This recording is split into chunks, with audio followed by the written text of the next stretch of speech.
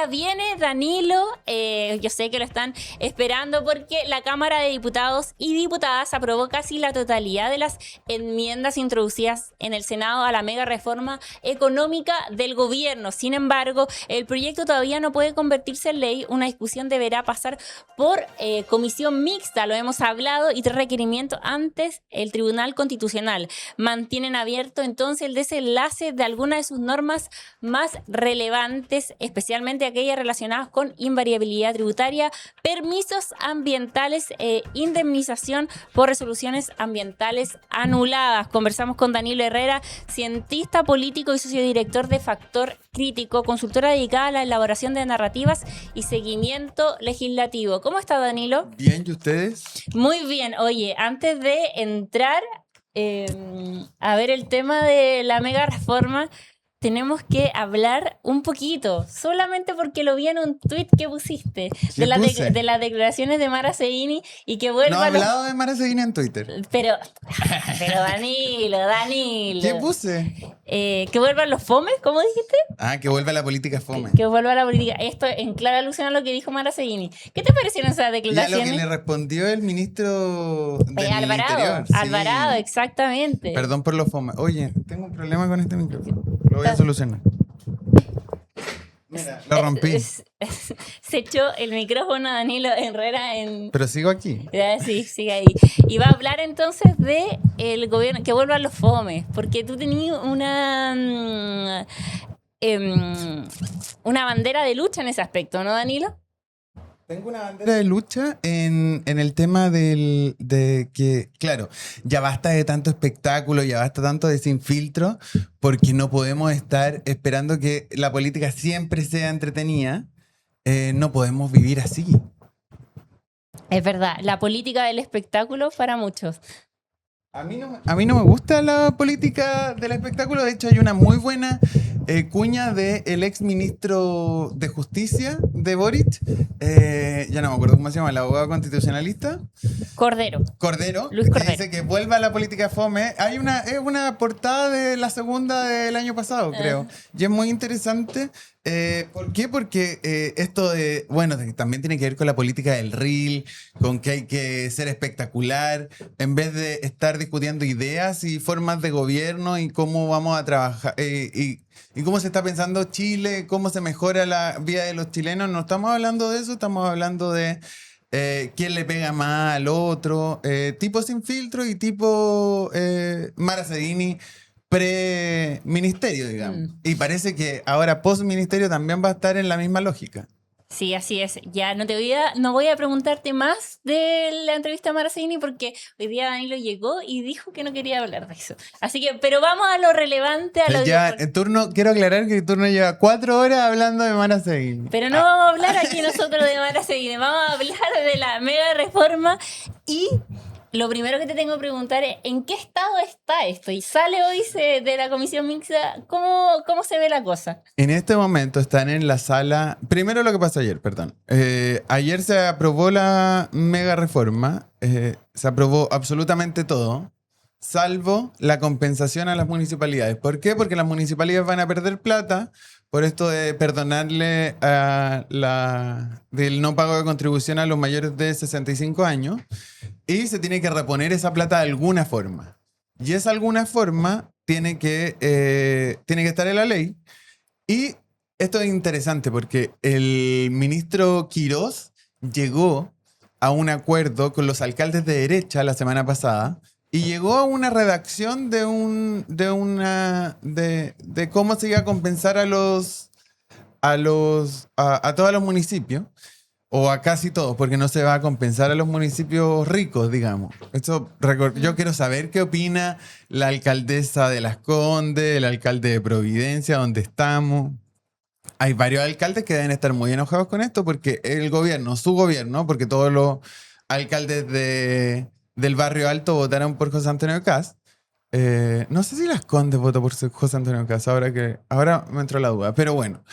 Al menos son de derecha y a ellos no les están compensando. Yo creo que es una discusión difícil porque los los diputados, perdón, los alcaldes opositores no están de acuerdo con la fórmula que acordó Quirós con la derecha. Entonces, esta va a ser la discusión, pero no se preocupen porque el oficialismo va a tener mayoría en la comisión mixta y va a despachar esto. Entonces, toda la mega reforma fue aprobada sin ningún cambio relevante, salvo la invariabilidad en el esquema acordado con el PPD en el Senado, pese a que el PPD no votó a favor de esa fórmula.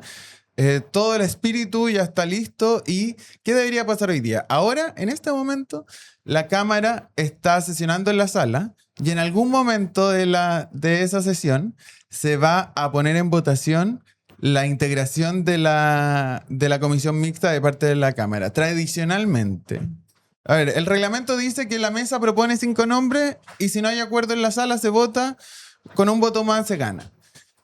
Ayer ocurrió eso, el presidente de la sala de la Cámara puso nombre a disposición, no hubo acuerdo, se rechazó, hoy día se va a proponer otra fórmula. Algunos dicen que con el PS, otros dicen que con el PDG, pero independiente de esa fórmula, si se aprueba hoy día, si se aprueba esa integración, la comisión mixta podría comenzar a trabajar hoy día mismo a las 3 de la tarde, despacharlo a las 5. A las 5 va a la Cámara de Diputados, se aprueba en la Cámara de Diputados, a las 7 se aprueba en el Senado y hoy día tendríamos despachada la mega reforma, salvo 2 temas relevantes. El primero son los vetos presidenciales. El presidente va a vetar el anatocismo, el prohibir el interés por sobreinterés, y el olvido financiero. Al menos eso debería vetar el presidente y ahí también se tiene que ir a dar una vuelta por ambas cámaras. El tema del veto, que es una prerrogativa presidencial y que siempre gana. ¿Y ese veto no desordenaría el oficialismo? ¿Cómo están? No, para ser justo, que se haya aprobado anatocismo y la reforma de Chiccardini sobre el olvido financiero fueron un par de votos que se arrancaron nomás. Se pueden ordenar en el camino. Fue un desorden. Fue un desorden del oficialismo que no logró votar estos temas y las va a vetar el gobierno y el gobierno va a ir a las 2 cámaras a decir esto se veta por diferentes razones. Primero, dicen que es una mala idea y segundo, que va a perjudicar a muchas personas, más de las que va a beneficiar. Porque, por ejemplo, si a los morosos no les cobran interés por sobreinterés, a todos los que pagamos nuestras cuentas al día les van a cobrar más caro los intereses de base, digamos. Ese es un poco el argumento. Y el olvido financiero también, ahí hay una disputa, pero también se debería rechazar en un veto supresivo que va a hacer el presidente de la República pronto, yo creo que durante agosto. Y además queda otra pelea, que es tan más importante, que es en el Tribunal Constitucional, el oficialismo...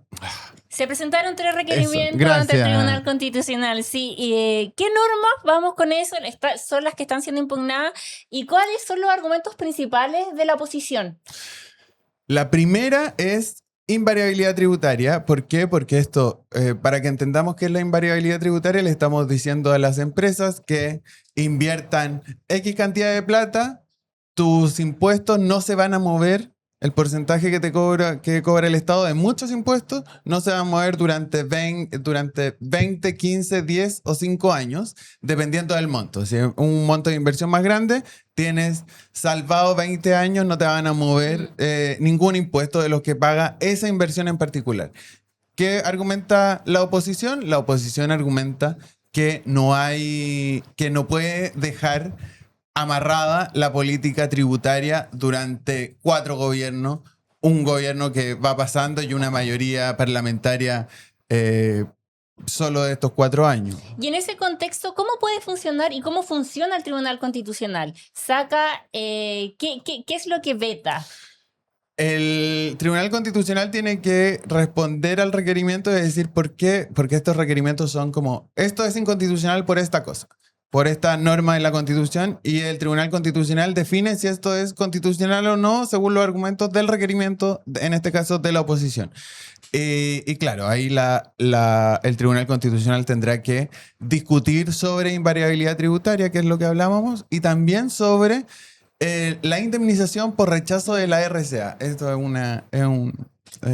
es un poco más difícil, pero cuando una empresa llega a Chile y hace, no sé, una hidroeléctrica, por ejemplo, esa hidroeléctrica pasa mucho tiempo sacando permisos. Y saca los permisos uno a uno, bla, bla, bla, en toda la burocracia estatal, pero después en un tribunal medioambiental, que existen, digamos, puede eliminar, puede quitar el RCA, que es el permiso, digamos, el permiso para construir. Y si eso ocurre, lo que dice esta ley es que se devuelve todo lo invertido. El Estado, entonces, el subsecretario de Hacienda en la discusión en la Comisión de Medio Ambiente dijo muy bien, esto es un invento chileno, no existe en ninguna parte del mundo, y es más o menos, estoy citando textual al subsecretario, es más o menos un seguro para las empresas para que inviertan en Chile. Un seguro pagado con sus impuestos y con nuestros impuestos. Y en ese contexto, pensando en lo que puede hacer el Tribunal Constitucional, ¿puede que salga una cosa que no quiera ni la oposición ni el gobierno? No, generalmente. ¿O tiene que tomar partido? Generalmente ¿esta norma es constitucional o no es constitucional? Okay. Si es constitucional, se elimina el texto. Si no es constitucional, se elimina el texto. Y si es constitucional, el tribunal dice, ok, esto está alineado con la Constitución y sigue en pie.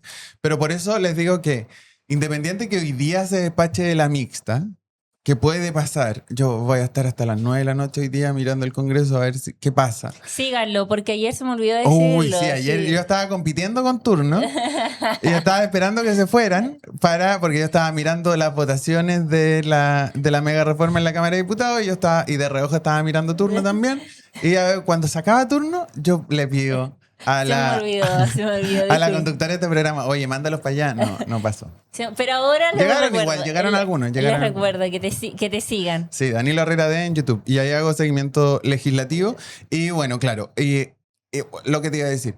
En agosto, esto debería estar zanjado. Yo creo que el veto, quizás 5, 6 o 7 semanas, lo del Tribunal Constitucional. Depende de cuán rápido lo tomen. Pero ahí yo creo que durante agosto, quizás al principio de septiembre, podríamos tener ya la ley publicada. Oye, el proyecto... Esta es la gran victoria del gobierno. La gran victoria. Acá no hay matices en nada. Es una victoria. Es una victoria del gobierno que se hayan ido a mixta por una tontera. Porque lo que se fueron a mixta, solo para aclarar lo importante de la victoria del gobierno, lo que se fueron a la mixta es darle plata a las municipalidades.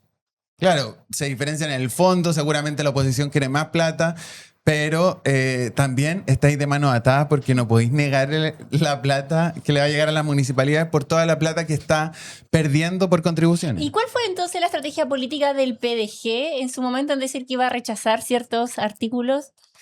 El PDG públicamente dijo que iba a mandar 4 artículos a la mixta. Al final fue solo 1. ¿Por qué? Porque se desordenaron. Porque no votan igual. Creo que ayer hubo casi 40 votaciones. En 2/3 de todas esas votaciones, el PDG votó distinto. Entonces, así es el PDG. Y así nos tenemos que acostumbrar. Y parece que el pirquineo del ministro Quirós o del gobierno o del ministro Alvarado, que se dedicaba a eso, funcionó y en el PDG funcionó. O sea, yo vi muchísimas votaciones donde Sandra Parisi votaba a favor y Pamela Giles votaba en contra, por ejemplo. Hoy, volvamos al proyecto porque la reforma aumenta el fondo de emergencia transitorio, algo muy importante, desde 80.000 millones hasta medio millón, billones de pesos, y extiende su cobertura a Ñuble y Biobío. ¿Qué cambios concretos introduce para las familias damnificadas? Hemos hablado poco de eso, como invariabilidad tributaria. En el proyecto de reconstrucción sí, hemos hablado poco de la reconstrucción. Sí, exactamente. esta es plata que llega directamente para la reconstrucción en Valparaíso, Ñuble y Biobío. Se incorporó Ñuble y Biobío, de hecho, durante el trámite de la discusión. Y esta es inyección para, básicamente, vivienda y desarrollo social. Pero claro, esa es una repartija de plata de formas que tiene el gobierno que ir distribuyendo. Y quién sabe cómo se va a distribuir eso, todavía no está definido. Esto es solo una línea que se le aprueba al gobierno de más plata en esta glosa presupuestaria y después veremos cómo, dónde y cómo se va a invertir esa plata. Las nuevas obligaciones de información y transparencia pueden mejorar un proceso de reconstrucción que ha sido muy cuestionado, ¿no? A ver, hay cosas de transparencia y de uso de datos personales que tampoco se ha levantado lo suficiente. Por ejemplo, no sé si tú sabes, pero se acaba de aprobar de que la DIPRES tenga información de toda la información que tiene el Ministerio de Desarrollo Social, va directo a la DIPRES. Entonces así van a ir a cobrar. Tesorería General de la República va a tener mucha más información para ir a cobrar, porque eso es lo que está buscando Quirós, como le está bajando los impuestos a las grandes empresas de este país, necesita plata. ¿Y de dónde la va a sacar la plata? Por ejemplo, ahora te van a cobrar la basura si ustedes tienen que pagar el retiro de basura de sus comunas. Eso en algunas comunas casi no se paga. Y como que nadie pesca la boleta de la basura, pero ahora te lo van a cobrar en tu devolución de impuestos. Así que como lo hicieron con el CAE, como en tu devolución como lo hacen con el CAE hace años, no en este cobro. Como llega abril, devolución de impuestos, bueno, pero esto de basura, así que para adentro. Y Tesorería va a tener esa, y esa plata se va a ir a la municipalidad. Entonces también eso es una de las cosas que se van a discutir mañana, pero hay mucha información, hay mucho como triangular información que va a llegar a la DIPRES, que va a llegar a Tesorería y que aprobó esta reforma que nos van a hacer pagar más impuestos seguramente a los que no nos va tan bien, porque las grandes empresas van a pagar muchísimo menos impuestos después de esta reforma. Pero si uno pensaría, el tema del buen uso de la información es relevante, ¿o no? Si creen en el gran hermano. Pero no, sí, está súper bien que cobren lo que tengan que cobrar y que las deudas se paguen. Pero hay cosas que, bueno, se levantó esto en las distintas comisiones. Las municipalidades que están mucho más cerca de la ciudadanía saben las diferencias entre cobrarle basura a un jubilado que cobrarle a una pareja joven que está ahí, que está en su comuna. Entonces, esa discriminación quizás nunca es arbitraria, porque las municipalidades tienen mucha información, mucha más que la tesorería. Y ahí uno podría... Obviamente van a aparecer personas que les quitaron sus devoluciones de impuestos porque debían basura y van a creer que que querían un perdonazo, qué sé yo. Esas van a ser discusiones que vamos a tener en abril, de hecho. Cuando haya devolución de impuestos en mayo, vamos a tener esas discusiones, yo creo, porque esta ley aprobó eso. Y hablamos del anatocismo, decías que lo iba a vetar el gobierno lo va a vetar. El gobierno. Y el gobierno lo va a vetar antes de, esto es interesante, el gobierno lo va a vetar antes de toda la pelea en el Tribunal Constitucional. Recordemos que el gobierno ya perdió en el Tribunal Constitucional. En escuelas protegidas, sí. Ya perdió. Ahí era el abogado era Osa. El exministro Osa fue a defender por escuelas protegidas y perdió. ¿Y se sabe quién va a ser el abogado del gobierno? No, están buscando nombre porque no quieren volver a perder. Mira. Eso escuché por ahí. Mira, lo que se está el gobierno. ¿Y en qué quedó Sala Cuna Universal? Lo rechazaron. Lo rechazaron. Igual yo quiero decir algo un poco impopular. Lo de olvido financiero, lo del anatocismo y lo de Sala Cuna Universal son claramente inconstitucionales. Independiente si no nos metemos al fondo, si es una buena o mala medida, claramente es inconstitucional. Por sobre todo Sala Cuna es muy inconstitucional porque requiere gasto del Estado y eso es una atribución completa al presidente. Entonces, obviamente se rechazó, está bien rechazado, pero por inconstitucional, digamos. Pero el proyecto de Sala Cuna sigue en forma paralela. Si esto era... Es una teleserie que continúa por otro carril. Sala Cuna, lo que se rechazó ayer de Sala Cuna es... Copiaron y pegaron el proyecto de Sala Cuna real y lo metieron en la mega reforma. Está bien, yo no discuto que obviamente podría caer esto en la mega reforma y está perfecto, Pero claro, lo tiene que hacer el presidente por las atribuciones constitucionales que tiene. Y se rechazó Sala Cuna, pero va a seguir en discusión, sigue en discusión Sala Cuna en el Congreso. Yo creo que le queda un par de semanas nomás. O sea, va a haber la luz pronto. Sí, yo creo que sí. Y ahí se va a dividir la oposición. Porque hay sectores como el PC y el Frente Amplio que han hablado que no les gusta que la plata de Sala Cuna salga de los seguros de cesantía. Y es la única fórmula que ha ofrecido el gobierno y yo creo que varios sectores de la oposición van a terminar aprobando esa fórmula aunque no sea la mejor. Hablemos un poco del balance político que puede hacer el gobierno en este momento. Decíamos que... Una victoria, que saquen champaña. Claro, pero parece que con esto de Mara Seguini igual se nubla un poco la victoria, ¿no? Si eso ha capturado casi todos los titulares hoy día. Bueno, pero por algo habrá elegido Mara Seguini ese día. El mismo día que se aprueba la mega reforma, salir a hablar con una falta de deslealtad increíble, a ir a apelar a su ex jefe o a su... No, ella dice que no bueno, iba a hablar a su de, ex equipo de trabajo, no sé.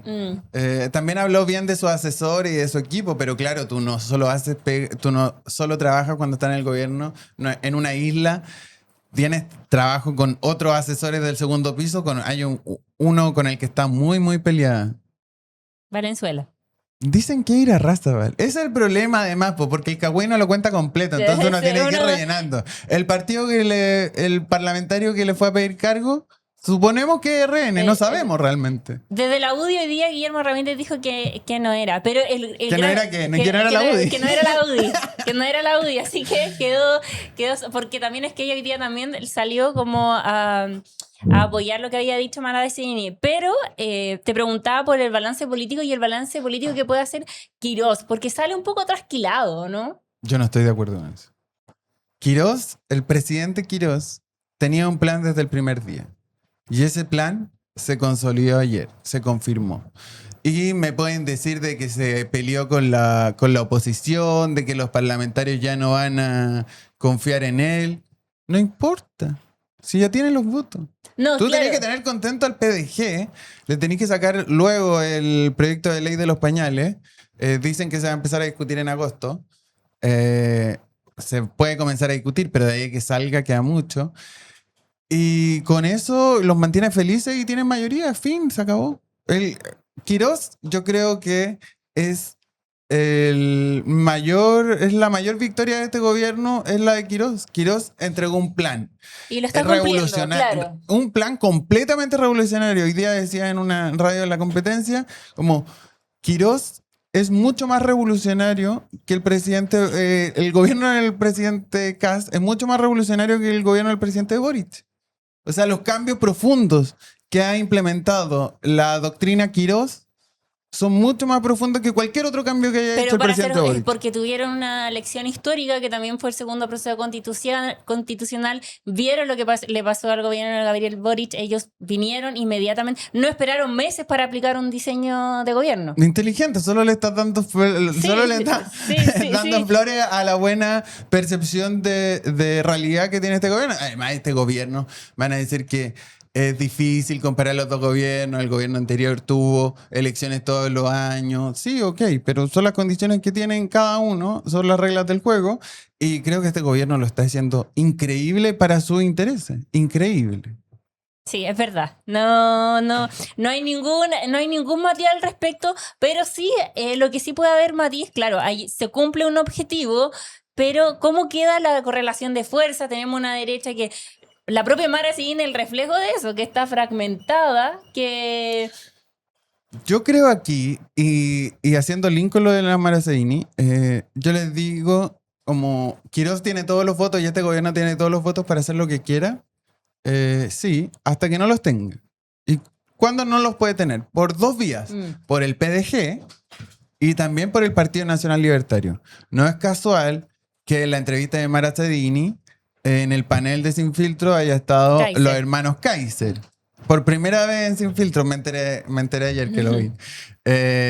Por primera vez estaban los dos hermanos Kaiser. Entonces, claro, la operación del Partido Nacional Libertario es comenzar a espolonear este gobierno. Las declaraciones de Kaiser la semana pasada, o fue este fin de semana, no me acuerdo, que dijo que estaban bailando la música del Partido Nacional Libertario. Vamos a ver. Le dijo que no, que era el PDG que estaba poniendo la música. Y ahí están las dos, los dos partidos que pueden quitarle la mayoría al gobierno.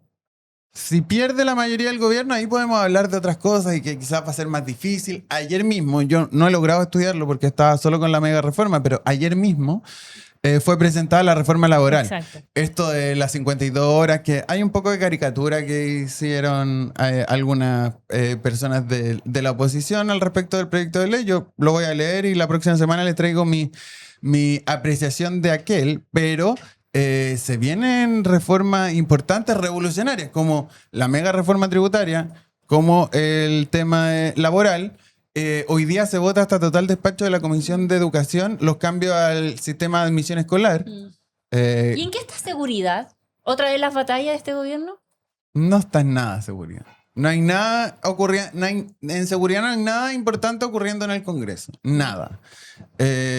Pero como los focos se van a la mega reforma, la gente se olvida de seguridad y parece ser que con la crisis económica que tenemos, con el aumento del desempleo que tenemos, pareciera ser que seguridad no es de los grandes temas de este gobierno, pese a que uno podría decir, sin temor a equivocarse, que fue el gran tema porque salió electo este gobierno. Danilo, para ir cerrando y ya viendo, estábamos hablando un poquito de eso, ¿cuál va a ser la próxima batalla del gobierno en materia legislativa? Ya se está cerrando el capítulo de la mega reforma y se abre. Reforma laboral. Reforma laboral es lo que viene en el Congreso y también de forma paralela en la tercera cámara, como les gustaba decir a unos amigos míos, el Tribunal Constitucional va a seguir con la mega reforma y yo creo que hay que tener los ojos puestos ahí en ambos proyectos de ley. Pero decías que eso se terminaría pronto igual, en agosto, ¿no? Sí, más o menos agosto, septiembre.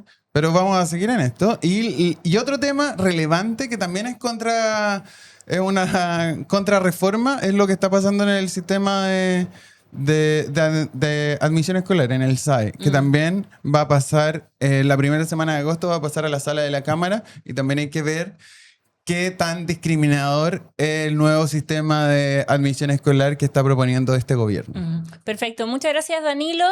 Recuerden, hoy día, ¿desde qué hora vais a estar? No sé si transmito hoy día, no creo. Es que están pasando muchas cosas y son... esto es relevante porque la Cámara de Diputados, en algún momento, cuando la derecha tenga mayoría en la sala, van a poner a votar la integración de la mixta y de ahí en la tarde, y esto va a pasar muy rápido, van a ser 5 minutos durante la próximas 6 horas, 5 minutos en la Cámara, después 5 minutos en la Cámara de nuevo, después en el Senado y se va a aprobar hoy día. Debería, o ese es el espíritu de la derecha, del oficialismo y de ambos presidentes del Congreso, de tener algo aprobado. Oye, Danilo, antes que te vayas, quiero ver algo contigo. Quiero ver la respuesta de Tomás Moschati a Mara Sedini. ¿Lo viste? ¿Eso ocurrió hoy día? Ocurrió, sí. Quiero verlo contigo. ¿Lo podemos ver? Me interesa. Primero, ratifica que no estaba preparada para el cargo, como ya dice. Y en segundo lugar, ratifica que quienes la nombraron cometieron un acto de frivolidad. ¿Cómo se comunica? Como lo estamos haciendo nosotros oralmente. ¿Cómo también se comunica? Por escrito. Si cualquiera de nosotros escribe una columna en nuestra página web, ¿eso es un acto de comunicación? Obvio. Hablamos, escribimos. Hay otra forma de comunicar, obviamente. ¿Cuál es la responsabilidad, por ejemplo, legal? Ahora, cuando nosotros hablamos y cuando nosotros escribimos. Así se comunica. Por lo tanto, tenemos una ministra que comunica hablando y escribiendo. Depende de ese ministerio la Secretaría de Comunicaciones, la SECOM. Hubo un documento estratégico, no una declaración pública, no un documento casual, no un documento de esos que salen todos los días, estratégico respecto de la reacción y de la política comunicacional que iba a tener el gobierno respecto al alza de los combustibles. En este documento estratégico se establece, ellos mismos lo dicen, el relato, preguntas y respuestas, se adelantan a las críticas y cómo iban a contestar esas críticas, esto tiene muchas páginas. Y ahí se habla del Estado en quiebra. Este documento estratégico está escrito y depende de la ministra de la ministra secretaria general de gobierno en ese tiempo, Mara Cedini. ¿Cómo se comunica a la señora Cedini? Hablando y escribiendo. ¿Cuál es la defensa? Ahí están entonces las declaraciones de Tomás Mochati. ¿Qué te parecieron sus declaraciones? Mira, voy a decir algo increíble. Me parece razonable lo que dice Tomás Mochati. Nunca había salido esa. Sí, claramente, Mara Cedini. Ahí nos dimos cuenta con la entrevista de ayer que Mara Cedini fue una mala elección del presidente José Antonio Kast. El presidente José Antonio Kast lo ratificó con el cambio de gabinete después de apenas 69 días en el cargo. Y también estoy de acuerdo con algo que dijo durante la entrevista de que, claro, ella era una buena vocera de campaña, era una buena vocera de la OPE, pero pareciera ser que era una mala vocera de gobierno y no la querían para seguir siendo una vocera de campaña, y siempre estuvo en la pelea chica, en la discusión. También se ensañaron un poco con ella, nos ensañamos un poco con ella porque su trabajo era paupérrimo. Paupérrimo. Sí, ahí está. Entonces revisamos las declaraciones de Tomás Mochati, que a mí también me parecen que tenía bastante asidero, porque claro, la comunicación no solamente es hablar, también tiene que ver con diversos aspectos que Mara Cedini no logró entonces llevar a cabo. La entrevista es una entrevista que ella hace sus descargos. Se dice de lo que representa Mara Cedini, se habla mucho de viudas del poder. Son estas personas entonces que dejaron un cargo y que luego hablan por la herida. Ella sabe también que es bien difícil que ella llegue a un cargo ahora en el gobierno. No está en la misma situación que tenía Steiner, que necesita un puesto de trabajo. Se estaban pensando en Perú. Ella se mueve en el mundo privado y lo más probable es que llegue ahí. No, yo creo, no estoy en desacuerdo. La vamos a ver luego en el Partido Nacional Libertario. También. O sea, por eso también es su respaldo, pero va a seguir de impugnadora. Claro. O sea, a eso me refiero, que llegar al Estado es difícil porque el Estado te moldea y eso es lo que sabe hacer un político, convivir con lo que el Estado es. Lo que pasó ayer es que Mara Cedini quemó los puentes, quemó todos los puentes que tenía con este gobierno. Fue una deslealtad tremenda. Una demostración que no tiene ningún código en política y también tiene que ver con su poca experiencia política. Ella ayer hablaba, a mí me parece la arrogancia y la poca autocrítica que tuvo ayer. Por eso los ministros en general y la autoridad en general se callan después del cargo. Porque lo que toca más bien, sí, o sea, lo hiciste bien o mal, da lo mismo, pero lo que la ciudadanía y la opinión pública termina pidiendo siempre la autocrítica. Entonces, cuando tú vuelves 2 meses después que te echaron de tu pega por hacerlo mal y con ninguna autocrítica y que todos los errores fueron culpas de otras personas, yo no sé si esto le va a traer beneficios públicos o políticos de alguna forma. Yo creo que ninguno. Es una persona que no es confiable para el gobierno y para las fuerzas oficialistas después de las declaraciones de anoche. Sí, pese a que no hablaron mal del presidente, habló mal del gobierno y es casi lo mismo. Es lo mismo, exactamente lo mismo. Perfecto, Danilo, muchas gracias, que al final igual terminó comentando las declaraciones porque me obligó Camilo Espinosa, que estaba allá, me obligó a hablar de Mara Cedini. Que esté muy bien. Y también vamos a revisar, veamos su canal de YouTube para que la gente también se suscriba y que esté pendiente tal vez de lo que va a hacer Danilo esta tarde.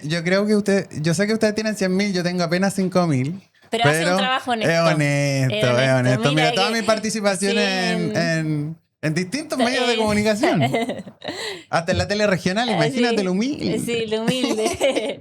Ya, perfecto, Muchas Danilo, gracias, que esté nos muy vemos. bien. Chao.